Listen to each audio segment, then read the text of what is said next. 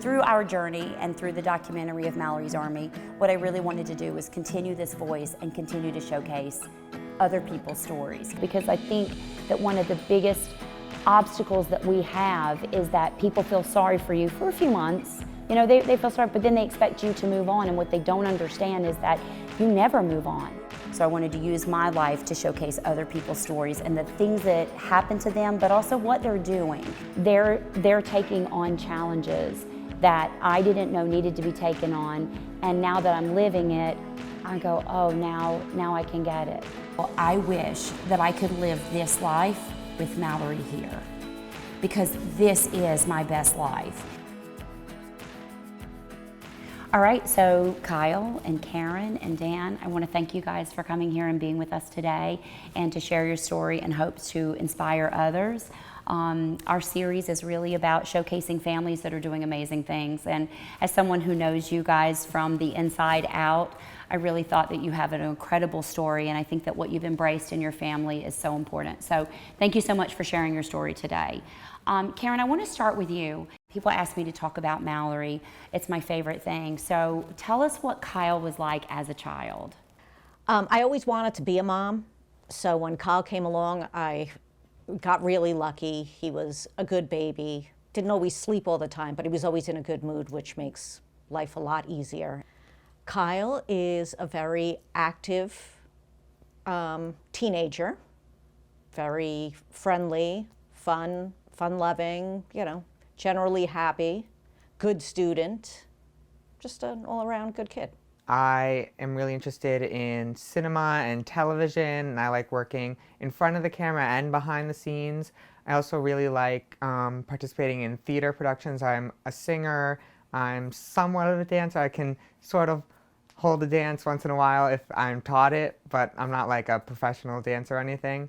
But I spend a lot of time hanging out with friends, and I really like being around people, definitely an extroverted person. And I just really like having a good group of people around me a lot of the time. What were your hopes and dreams for Kyle when he came into this world?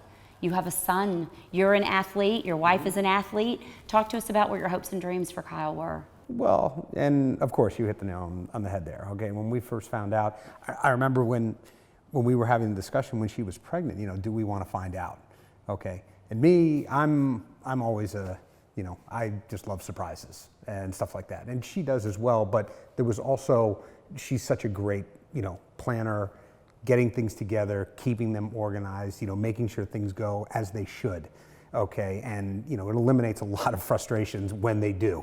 And so this was one of the things that, you know, she wanted to find out. So when we found out, obviously, we were having a boy, He was even more okay. okay, and then I'm just like, all right, this is great. It's a And so obviously, yes, so I started thinking about, all right, all the things that I did as a kid, and then all the shortcomings that I have, he's not going to have. He's going to be great at all that stuff. And so, so obviously we got that, and then as he started to grow, he used to carry around this itty bitty little blue bat, this little like Little Tykes bat, and I'm thinking he's going to be a baseball player. Going to be a baseball player. I have a baseball player, and everything. He's going to have all this, and you know, yes, he was into that, and there were certain sports that he was into. But you know, it really was, especially when he was born, there is that feeling of I really don't care what he's into, so long as he's healthy. As human beings, we have expectations. We make assumptions, right? So when parents have children, they have all of these ideas of what these kids or these little mini them are going to be like, or how they're going to act, what types of sports they're going to play, and who they're going to marry, right? So we have these expectations of who our children are going to be. I think one of the best ways to avoid downfall, I guess, or negativity is to just keep an open mind. So we are always going to have those expectations. That's not going away. It's just human nature. That's just the way that we are. But if we're willing to learn and we're willing to keep an open mind about certain things, then that's really where we foster that support. And we might say to our children, hey, you know, I really wanted you to play football, but it's okay if you want to do theater, you know. it's all about keeping that open mind and sort of having that awareness that we have these expectations and being okay with letting them go. We're going to talk about some really tough questions about your childhood, and we hope that your story will inspire other people to have thought-provoking questions in their families within it. So, Karen, we know openly that Kyle is gay, and that's why we had you here today. When did you know as a mom? I had suspicions probably 5th grade, 4th or 5th grade. Yeah. What were those suspicions? Mannerisms, just things, even as far back as daycare, probably when he would play with girl stuff. And what was that like as a mom? I honestly didn't think, like, I had my suspicions, but I didn't think anything of it because a lot of kids play with both. It was, growing up in a world that's like the majority is heterosexual, was kind of difficult because when I would go and hang out with friends, I would go to hang out with boys, but then sometimes I would end up hanging out with their little sisters and playing dolls with them, and then my friends would be like, "What are you doing?" And I was just like, "Oh, nothing, it was nothing." And so I would just like drop that and like go ride bikes or something. And I would grow up like wanting to like, "Oh, I want the doll in the toy store." But my dad was like, "No, boys get trucks, boys play in the dirt, boys get dirty." And I was like, "But I don't really like that." But I just kind of went with the flow because that's what everybody else did. I then saw him even a little later on in middle school when you had your middle school dance. Okay? Went with this really nice girl, Nia. Yeah. And you could just kind of tell they're going as friends. There's nothing more there. And again, like Karen, you know, I didn't give it much thought. As Kyle got older and I started, you know, seeing different mannerisms in him, different things, you know, what he would want to play with and stuff, I started having thoughts, you know, about whether or not he was or not. And then it just kind of went through the years. But they were more thoughts of, if he is, I hope he's okay with it. And if he is, I hope he has a good group of friends that are accepting. So research actually shows that when somebody is learning about their own personal gender identity, that we can see that develop by 2.5, 3 years old. Sexual orientation is a little bit different because people are not generally, or young kids are not generally attracted to people until about puberty, I would say. So that's also different for each person. That could happen 3rd, 4th, 5th, 7th, or 8th grade, you know, any wide range. I still do think, though, for a number of people, it's really challenging to understand your own sexual self and your own sexual identity for a number of years. So you may be, you know, thinking like, oh, hey, I really like this one particular person, but not understand what that means for a couple of years down the line. So it was about 6th grade when I realized that I didn't like girls the way other boys did. I would date girls, but I wouldn't feel the same as other people would, and I just wouldn't say that to other people. I'd just be like, this is what everybody feels like. I'm not different than anybody else. But then I realized I would be more attracted to boys, like during gym class and just in class. And so that's when I sort of came to the realization that I was gay, but I didn't want to act on it yet because I was just too nervous, especially in middle school, because you don't know what anybody's going to think. How did you fit into the masculine world while you're hiding who you are? Talk to us about that. I just tried my best to do everything else that they were doing. Like all the masculine guys, when they would play sports, I would try and play as many sports as them. Or when they would do stuff in gym, I would try and do the same things to try and fit in with them and be as close as I could to what they felt like. So you really were living a fake life throughout your middle school years. So let's think about this, Mom and Dad. He's in transition, right? His body's changing, his hormones are changing, and all that, and he's hiding a really big secret. Were there ever any signs of depression? It was probably middle school when I saw, like a shift in behavior. The jovialness was not there anymore. It was a more controlled behavior. The megawatt smile was like sealed. It just, when I felt more scared and like, oh, like I don't know any gay people, like this isn't like the norm. So like I was terrified to tell anyone or like let myself think that I was gay, because I was like, what does this mean for the rest of my life? Am I gonna have to like change everything? I'm not gonna be able to like have kids like everybody else. I'm not gonna be able to do everything like everybody else.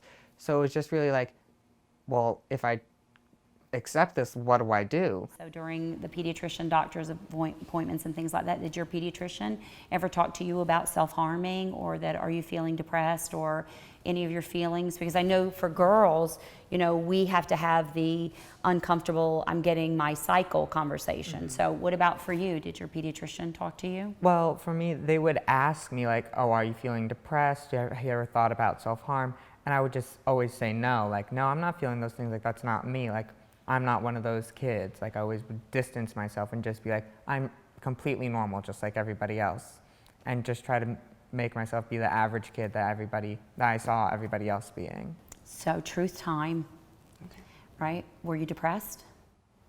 Sometimes, yes, especially at school, because I just felt like so alone. Like I felt like I'm the only kid who's feeling these feelings, and like I felt, even though I had like a lot of friends, I just felt isolated, sort of, because I'm like, well, they don't feel this way, so why do I feel this way? Because you weren't authentic. Yeah. Yeah, you weren't being the real Kyle that we all know and love today. Mm-hmm. In the moment, I did have concerns, but I didn't know what I had the concern about. I didn't know if maybe somebody was giving him a hard time at school, riding the bus is never fun. Like you just don't know the things that go on.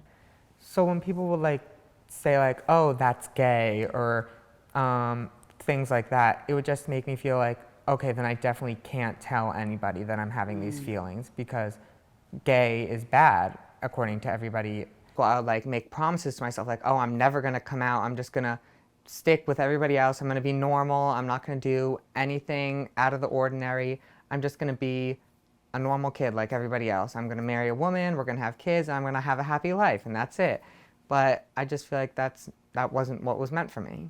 As a boy who's got a crush on another boy, what was that like? It's kind of scary when it first happens. It's scary because when you're growing up, you always see boys like girls and girls like boys. And then when you feel something different, you're like, well, this isn't what I've grown up seeing all the time. So when you're trying to figure out your sexual self, it's really dependent on a lot of different factors. So do you come from a supportive family? Do you have support at school? Do you have supportive friends? Are you hearing negative things such as that's so gay when you're walking around, playing sports or whatever it is that you might do? So all of those factors are going to ultimately lead into, when am I going to be comfortable enough to say to somebody, or say to myself even, this is how I feel, this is who I'm attracted to, this is who I'm sexually attracted to, this is who I'm romantically attracted to, this is who I want to hang out with. In 7th grade, did you know what gay was? I've heard of it, and I'd like seen some things on TV, but very rarely. So I had a somewhat knowledge of what it was. And like you see it on TV, and like you know that there's like this whole community for it, but you never know if that's what's going to happen with you. Like you never know if you're going to have an easy time down this road or a really difficult time going down this road. One of the things that I feel very strongly about is that based on everybody's different variations of attitudes, values, and beliefs surrounding sexuality, including sexual orientation, gender identity, etc., has to do with their culture. because we not only have this collective culture together, but we have our own little subcultures also. So that would be our family, our religion, different aspects of our lives that we basically have grown up with that we're learning from. So I think what I'm seeing now in a lot of my students is that they're becoming kind of their own culture, and it's becoming more and more broad instead of more and more narrow. There's definitely still a group, like a small population that's against it, but I feel like everybody's going to come around eventually, because the people who are accepting now and how we are teaching younger kids to be accepting, when they grow up, they're going to teach everyone to be accepting. So I feel like once everybody is like grown, like from my generation, it's going to be a whole lot more accepting than it is now, definitely. My worry was, I hope he feels free enough to come to us and tell us if he wants to. Right. I mean, I babysat a boy from the time he was 10 months old, and he didn't come out till he was 20. And I knew almost his entire life that he was gay. But many times I sat next to him and I knew he wanted to say something, but I just let it go until he was ready. And he is who I called when I had my suspicions about Kyle. You did. So you Yep. so you reached out. You Yes. you looked for help. Yep. To have that conversation. And what was that piece of advice that he gave you? He said, let him come to you. You'll be fine. Let him come to you. Don't ever out him. Let him come to you. Definitely in high schools, when I found a group of people that were my friends and then they came out, that was like the first time I've ever had like a gay friend or a bisexual friend, because like I said, in middle school, no one wants to be different. Everybody just wants to be the same and fly under the radar. Walk us through what advice that you would give a middle school, high school student that is struggling. Well, definitely come to terms with it in yourself first. Like, know that, accept it in yourself, like, this is who I am, this is how it's gonna be. Like, there's no changing that. And then I would say, because the first person I really talked to about this was my best friend. And because I feel like you're scared to talk to your parents at first because you don't know how they're going to feel. So talking to a friend is a lot easier. The first person I talked to when I was coming out was my best friend, Catherine. She was the first person I told because I just felt like we've been through so much together that this would just be another thing that we would go through together. And she was completely supportive, and it just made like coming out to everybody else so much easier. So I feel like having a supportive friend like that really boosts your confidence, because you're like, okay, this person knows and I'm fine. Our relationship isn't going to change, and if it does, so be it. But you always have that person to fall back on if you're ever upset or you need to talk about your feelings. So always like go to a friend, have someone that you can talk to. Well, by the time that I told my parents, almost all of my friends in school knew, and I felt like, well, I've told all of them, I might as well tell my parents. So like I worked up the confidence after a choir rehearsal, and I told my dad in the car. He was kind of quiet, not saying much. Normally he kind of, rattles off, what he's done or something if he's not looking down at his phone. And he said, I got something to tell you. And I said, okay. Before he said it, I kind of thought to myself, a quick thought, I go, here it is. And then he tried to soften the blow by saying I'm bisexual. Right. Okay. Thinking maybe that'll ease it in on him a little bit. The first thought that came to my mind was relief. I go, thank God he came out with that, and thank God he felt comfortable coming to me, because, and then he asked me and he's like, so what do you think? And I said, I think you are who you are. And I said, the biggest fear that I would have is that you would have apprehension about talking to me about that. Okay, we're your parents. I know, we have to be parents sometimes, but we're gonna love you no matter who you are. Right. What about you, Karen? When did Kyle come to you? Right after 5 he told minutes her. later. 5 minutes later, okay. Well, basically, they came home. Kyle walked in first, Dan behind him, and Kyle said, I have something to tell you. And I said, okay, what? And he's like, I'm gay. And I'm like, oh, okay, great, terrific. And he's like, I love you. I go, I love you too. And then that was it. Went about making dinner and doing all our normal stuff. Do you feel like that you have to constantly have this conversation like ahead of time about your sexuality? Do you feel like that you have to kind of Come let out to people know- everyone? Yeah. Sort of. Like, using the word coming out, it's like, it has like a lot of stigma to it, I think, where it's like, this is a big thing. Like, this is, like, if you're gay, you have to come out. Like, this is like huge. And like, it's such a burden that that's weighed on you. And that like, coming out is one of the most important things, or like your coming out story, that's always what people ask about. But like, I hate that, why do I have to come out? Why can't I just Like, be why does gay? it even have to happen? Right, Exactly. right. What would make it different for you? Would a program, a mentor, what would make it different?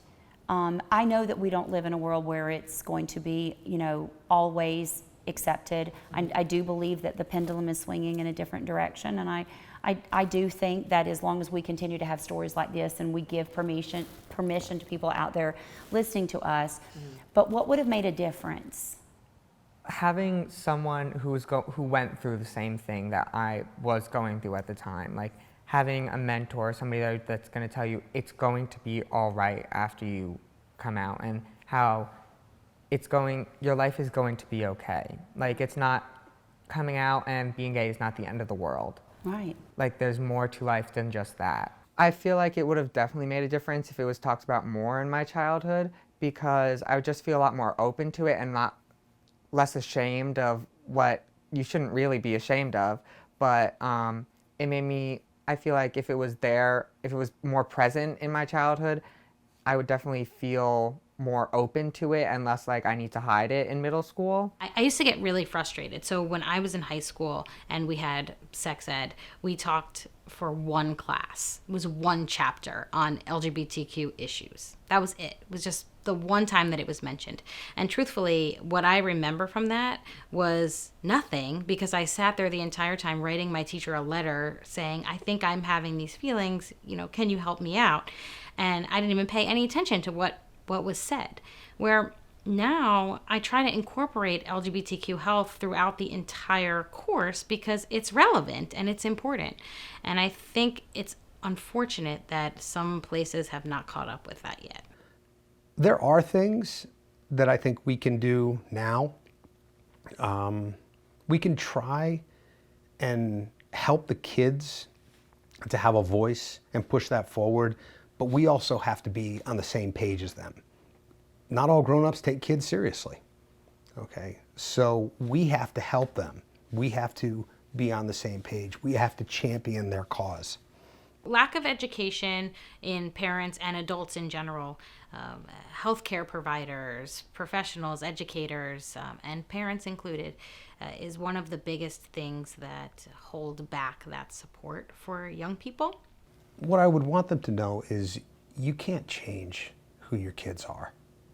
You can fight it, but at the end of the day, you're swimming against the tide here. You really are. At the end of the day, especially when they become grown adults and they move out of the house, they're going to be who they are. So what you need to do is just accept them for who they are and the amazing talents that they have. I think, really, honestly, if I'm being honest with you, the most important thing is to have an open mind. Dan, did it worry you that your guy friends at work would find out that your son is gay? Did you have a little bit of anxiety? Well, there was anxiety to the point where I'm like, well, he's going to have challenges now that I didn't have. So my biggest worry was not necessarily from my coworkers or my friends or what perception that they would have. I was constantly worrying about him. We're very fortunate, and Kyle was very fortunate at his high school to have open-minded. We have a large demographic of people here. There is a huge diversity, and people are, the people that he's encountered and I've encountered were raised very similar, so it's just like not a big deal. It is what it is, and whatever. People are really accepting at my school. Like, if a girl takes another girl to the dance, people are just like, oh, they look so pretty, like, lucky them. And like, because I feel like they're just like any other couple. Like, they just are two girls who like each other, or two boys who like each other. It's the same as a boy and a girl who take each other to the dance. So you're getting ready to go off to college. Yes. Yeah, you're going off to college. And I know that this is a scary time. Moving to a new place like college, I have like all the normal college like fears, like am I gonna make friends? This is a whole new place. But I also do have like fears like, oh, am I gonna have to come out to everybody all over again? I have to go through all of this again. But I feel like once I find my core group of people and they already know, then coming out to everybody else there will be a cakewalk. What is it like to have, and I'm really thinking about Matthew Shepard. We all remember that story, that we haven't gotten better. Talk to us what it's about now that he's going off to school. And I mean, it's definitely stressful. It's definitely something you have to open your mind to. You can't stick your head in the ground and think that it's not out there. It definitely is. All we can do is prepare him and make sure that he has the knowledge to know and understand the people around him and who is good for him, who is not. Don't, not everybody that says they're your friend is your friend. right. You have I to. always love that statement that you say, not everybody has the same heart as you. Right. Yeah. Absolutely right. Dan, your son talks to strangers online, right? How does that, and he's looking at me going, you just outed me, right? No, but let's say hypothetically your son is at college and he's talking to strangers online. What goes through your mind as he is communicating with the hopes to have a genuine connection with someone, but we know what dangers in social media lie. We know how quickly someone can be bullied or made fun of. We know that someone can pretend to be gay online. We know that someone can pretend to be young. We've seen the Chris Hannon Dateline specials of where there are grown men looking to hook up with 14-year-old girls. Your son is at college and he is talking to a stranger. What's going through your mind right now?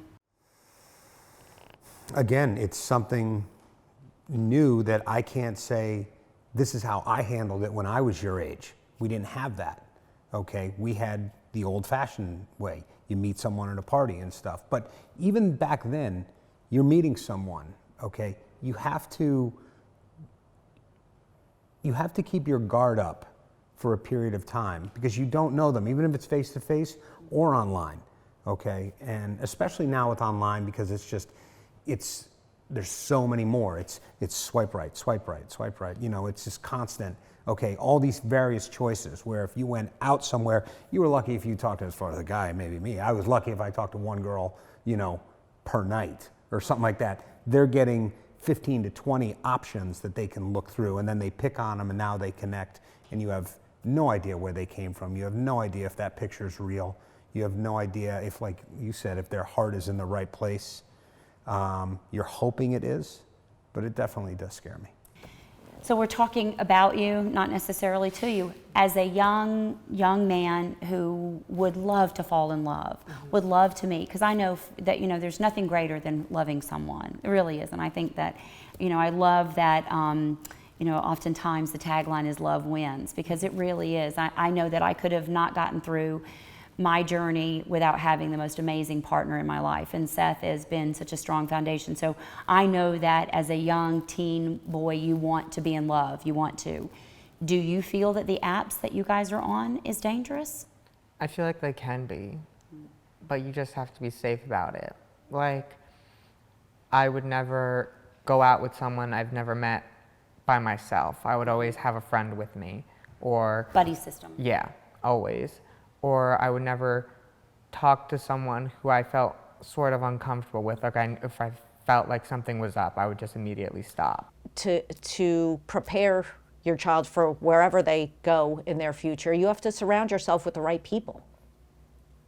And you won't run into those people. And if you do, if you're walking with the right mindset and the right, clan, you'll be protected always. So you wanted to go to New York City to go to Pride Parade. You said no, you said yes. Talk to me a little bit about the whys and what. Karen, you first. You had reservations. You didn't want him to go to Pride Day. I did. I think it was more the adult Pride people Right. and not sure of how he would view that. Right. And maybe that was all too much. Too much For him. exposure in Right. one platform. Right. Too much. Right. Dan, you said yes.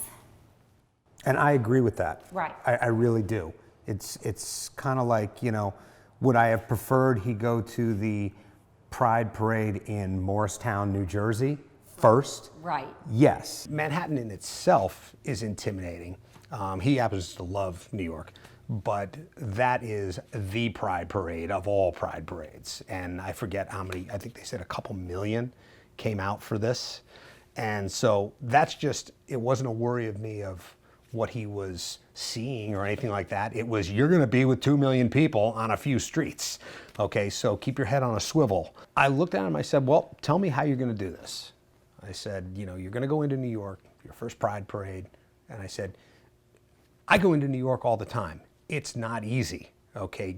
Transporting in, the traffic's bad, the parking's bad, the driving is, people are nuts in the city. So I said, how are you gonna get in first? And I think they took the train in. Okay, I said, great, lead you right off at Penn Station. Check mark number 1, good.